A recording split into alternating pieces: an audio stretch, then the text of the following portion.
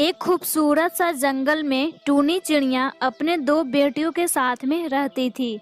टूनी चिड़िया बहुत दिनों के बाद एक और अंडा दी थी, जिससे टूनी चिड़िया का पति का इंतजार था कि इस बार मेरा बेटा ही होगा। तभी टूना बोलता है, टूनी, इस बार बेटा ही होना चाहिए। अगर इस बार बेटी हुई तो इसका अंजाम क्या होगा, तुम सोच भी नहीं सकती हो। मैं तुम्हारे साथ क्या करूँगा। आप ऐसे क्यों बोलते हैं? अगर बेटी ही हो जाएगी तो इसमें मेरी क्या गलती होगी? और वैसे भी बेटी तो घर की लक्ष्मी होती है। अगर बेटी हो जाएगी तो इसमें गुनाह क्या है? वो भी तो हमारी अपनी संतान ही होगी ना।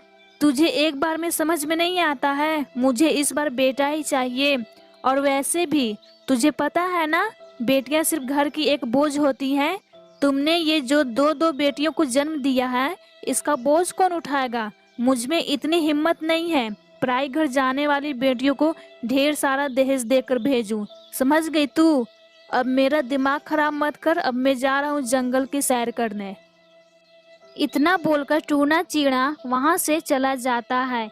इधर टूनी अपने पति का बात सुनकर उदास बैठी थी। तभी अचानक से वहां बुलबुल कबूतर आ जाती है। टूनी को देखकर बोलती है, टूनी, तुम उदास क्यों बैठी हो? तुम उदास रहती तो बिल्कुल भी अच्छी नहीं लगती हो। तुम हमेशा हंसती खेलती रहो टूनी। और वैसे भी तुम्हारी समस्या क्या है, मुझे बताओ टूनी, ताकि मैं तुम्हारी मदद कर सकूं। बुलबुल बहन, हमारी दो बेटियां हुई हैं। मैं एक और अंडा दी हूँ। नैना के पापा बोल रहे थे अगर इस बार बेटी हुई और बेटा नहीं हुआ तो तुम्हारी खैर नहीं। इतना बोलकर यहाँ से गुस्से से चले गए। मुझे तो डर सा लग रहा है, मेरे साथ ये क्या करेंगे। तुम परेशान मत हो टूनी, मैं समझाऊंगी तुम्हारे पति को। आने दो उन्हें। और वैसे भी बेटा बेटी होना ईश्वर के हाथ में है, इसमें तुम क्या कर सकती हो टूनी। दोनों पक्षी एक दूसरे से बात कर रहे थे। तभी टूनी का अंडा हिलने लगता है। अंडा हिलने की वजह से अंडा फूट जाता है। अंडे में से एक नन्हा सा प्यारा सा एक बेटा जन्म लेता है। उसके चेहरे पर एक काला निशान भी होता है। ये देखकर बुलबुल बोलती है, टूनी, तुम्हारा बच्चा जन्म ले लिया है और ये कितना सुंदर है। और इसके चेहरे पर एक काला तिल भी है। सच में तुम्हारा बेटा बहुत सुंदर है। तुम्हारे पति ये बात जानेंगे तो वो बहुत खुश होंगे। दोनों पक्षी आपस में बात कर रहे थे। तभी टूना वहां आ जाता है। अपने बेटे को देखकर बहुत खुश होता है। टूनी, तुम तो आज मुझे बहुत ज्यादा खुश कर दी। बेटे को जन्म देकर जो मैंने तुमसे मांगा था, आज तुमने मेरा सपना पूरा कर दिया है। हे ईश्वर, आपका लाख लाख शुक्र है। आपने मेरी प्रार्थना सुन ली। आज मैं बहुत ज्यादा खुश हूँ। सच में टूनी, आज मैं पूरे जंगल के पक्षियों को बताऊंगा कि मेरा बेटा जन्म लिया है। मैं जा रहा हूँ टूनी, अपने दोस्तों को ये बात बताने। इतना बोलकर टूना उड़ते उड़ते कौवा के पास पहुँचता है। कालू भैया, आज मैं बहुत ज्यादा खुश हूँ। आज मेरे घर एक बेटा जन्म लिया है कालू भैया। क्या टूना, तुम्हारे घर बेटा जन्म लिया है? बधाई हो टूना, बधाई हो। ये खबर सुनकर मुझे बहुत अच्छा लगा टूना। तुम बूढ़े हो जाओगे तो तुम्हारा बेटा ही सहारा बनेगा। बेटियां तो सिर्फ पराई घर के लिए जन्म लेती हैं। ठीक है कालू भैया, अब मैं जा रहा हूँ तोते के पास। उसे भी बधाई देना है। ठीक है टूना, अब तुम जा सकते हो। इतना बोलकर टूना उड़ते उड़ते तोते के पास पहुँच जाता है। तोते भैया, आज मेरे घर बेटा जन्म लिया है। आज मैं बहुत ज्यादा खुश हूँ तोते भैया। बधाई हो टूना, तुम्हारे घर में बेटा जन्म लिया है। ये खबर सुनकर मैं बहुत ज्यादा खुश हूँ टूना। ठीक है तोते भैया, अब मैं घर जा रहा हूँ अपने बेटे के पास। इतना बोलकर टूना अपने घर उड़ते उड़ते पहुँच जाता है। टूनी, मेरा बेटा ठीक है ना? उसे कुछ हुआ तो नहीं है ना? क्योंकि मैं तुरंत यहाँ से चला गया था अपने दोस्तों के पास कि मेरा बेटा जन्म लिया है। नहीं टूना जी, हमारे बच्चे को कुछ भी नहीं हुआ है। आप चिंता मत कीजिए, ये सही सलामत है। वो सब तो ठीक है टूनी, ये तुम्हारी दोनों बेटियां यहाँ क्या कर रही है? इन दोनों को यहाँ से हटाओ। इन दोनों का चेहरा देखने से मेरा पूरा दिन खराब हो जाता है। माँ, माँ, पापा हम दोनों बहनों से इतनी नफरत क्यों करते हैं माँ? बेटा, तुम अपने पापा के बात को लेकर दुख मत होना बेटा। इन्हें बेटियों से नफरत है, सिर्फ इन्हें बेटा ही अच्छा लगता है। ये तो बेटा के प्यार में अंधा हो चुके हैं बेटा। ये बेटा बेटी में फर्क कर रहे हैं। चुप हो जाओ टूनी, वो तो आने वाला दिन ही बताएगा बुढ़ापा का सहारा कौन बनेगा, बेटा या बेटी। अब मैं जा रहा हूँ अपने बेटे के लिए जंगल में फल लाने। वो फल खाएगा तो जल्दी से बड़ा हो जाएगा। पापा, मेरे लिए भी फल लेकर आइएगा। मुझे भी फल खाना है, मुझे बहुत पसंद है फल। चुप हो जाओ, मैं अपने बेटे के लिए सिर्फ फल लेकर के आऊंगा। तुम क्या करोगी फल खा करके? ये सब कुछ बुलबुल कबूतर देख रही थी। टूना जी, आपका दिल कितना कठोर बन चुका है। आप अपने दोनों बच्चों को देखभाल कीजिए। बेटी जन्म ली है तो आप इतनी नफरत मत कीजिए टूना जी। वो भी तो आपकी औलाद ही है ना। ये ना हो आगे चलकर आपको पछताना पड़े। ठीक है टूनी, अब मैं चलती हूँ अपने घर। इतना बोलकर कबूतर वहाँ से चली जाती है। तभी अचानक सा टूनी के पेट में दर्द होता है। टूना जी, मेरे पेट में बहुत ज्यादा दर्द हो रहा है टूना जी। कुछ कीजिए टूना जी। टूना जी, कुछ कीजिए टूना जी। हमसे बर्दाश्त नहीं हो रहा है टूना जी। अब लगता है मेरी बचने की उम्मीद कम है टूना जी। टूना जी, कुछ कीजिए टूना जी। मेरे पेट में बहुत ज्यादा दर्द हो रहा है टूना जी। टूना जी, कुछ कीजिए टूना जी। अगर मैं ना रहूं तो मेरे तीनों बच्चों का अच्छे से देखभाल कीजिएगा टूना जी। बेटा बेटी में फर्क मत कीजिएगा टूना जी। टूना जी। इतना बोलकर टूनी अपना दम तोड़ देती है। माँ, माँ, ये आपको क्या हो गया माँ? आप हम लोग अकेले छोड़कर क्यों चली गई माँ? उठो ना माँ, माँ उठो ना माँ। नैना, चलो अब यहाँ से। तुम्हारी माँ हम लोग को छोड़कर चली गई है ईश्वर के पास। फिर टूना अपने तीनों बच्चों को वहाँ से लेकर दूसरे जंगल में चला जाता है। नैना, मैं तुम दोनों का बोझ नहीं उठा सकता हूँ। मैं और मेरा बेटा जा रहा हूँ दूसरे जंगल में। पापा, हम दोनों को अकेले छोड़कर मत जाइए पापा।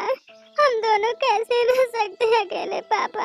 हम दोनों बहनों का कोई भी नहीं है इस दुनिया में आपके सिवा पापा। मत जाइए पापा, हम दोनों बहनों को छोड़कर पापा। ज्यादा बकबक मत करो, समझी तू?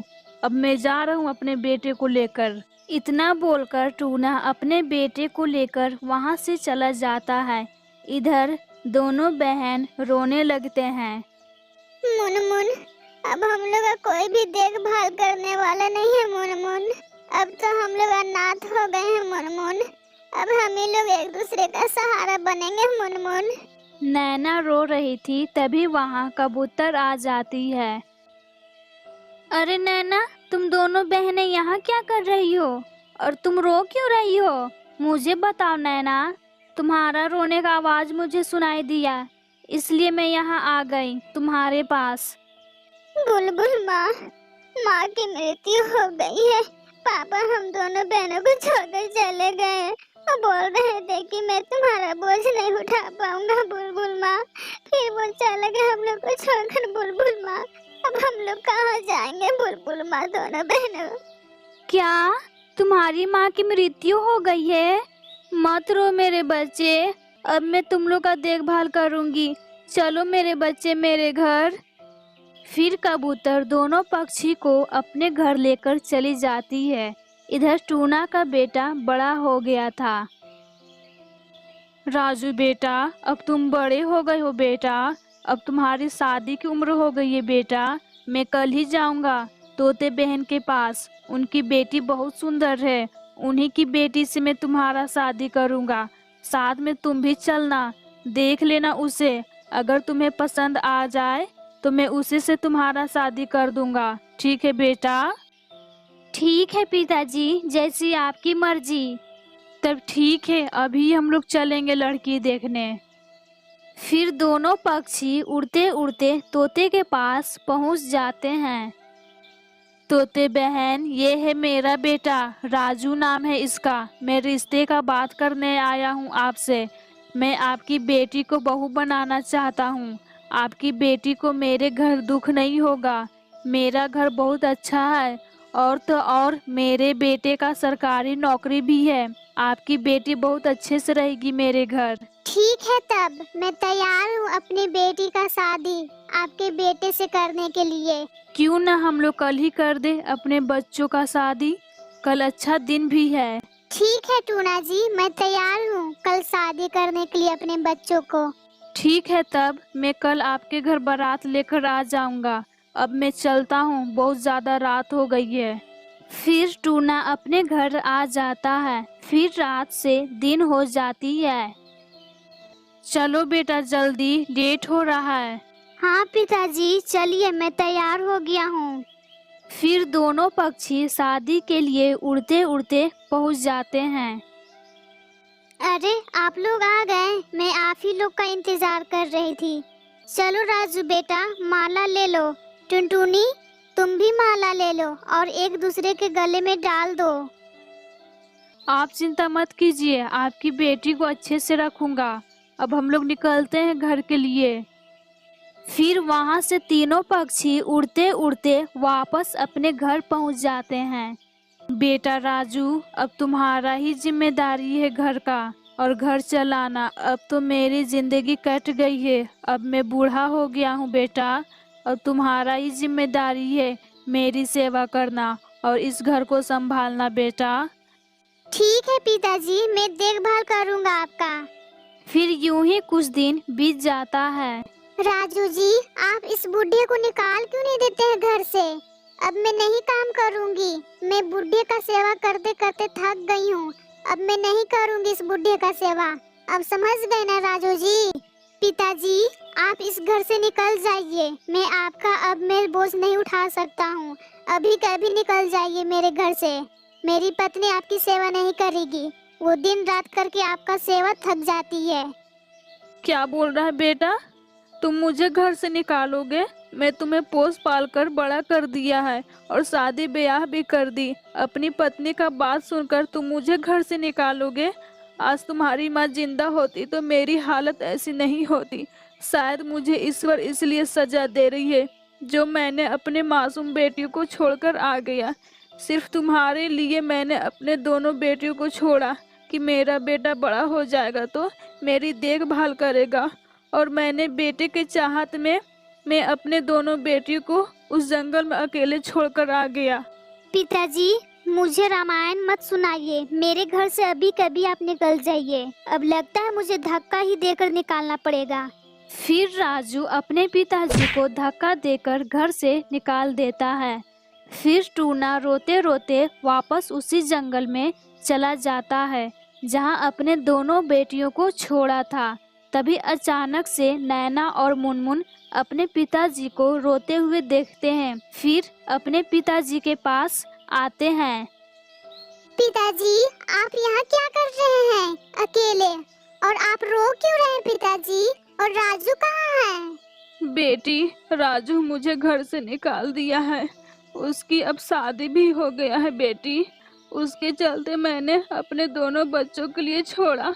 शायद इसलिए मुझे ईश्वर ऐसा बेटा दिया मेरी आंखें खुल जाए कि बेटा बेटे में फर्क नहीं करना चाहिए। अब मैं कहाँ जाऊँ? अब तुम्हारी माँ भी मुझे छोड़कर चली गई है। मुझे माफ कर दो बेटी। तुम्हें मैंने इतना दुख दिया बेटी, मुझे माफ कर दो बेटी। पिताजी, आप मुझसे क्यों माफी मांग रहे हैं पिताजी? आप हमसे बड़े हैं। माफी मांगकर मुझे शर्मिंदा मत कीजिए पिताजी। अब चलिए पिताजी घर। अब हम लोग साथ में रहेंगे। फिर खुशियाँ ही खुशियाँ रहेगी पिताजी। वापस चलिए पिताजी घर। मैं आपका देखभाल करूंगी। आपके बुढ़ापे का सहारा मैं बनूंगी पिताजी। आपकी बेटी अभी जिंदा है। चलिए पिताजी घर। शाम हो जाएगी ज्यादा। फिर चलिए पिताजी घर, जल्दी चलिए। चलो बेटी, अब अपने घर। अब हम लोग साथ में रहेंगे मिलकर। फिर तीनों पक्षी साथ में खुशी खुशी से जिंदगी बिताने लगते हैं।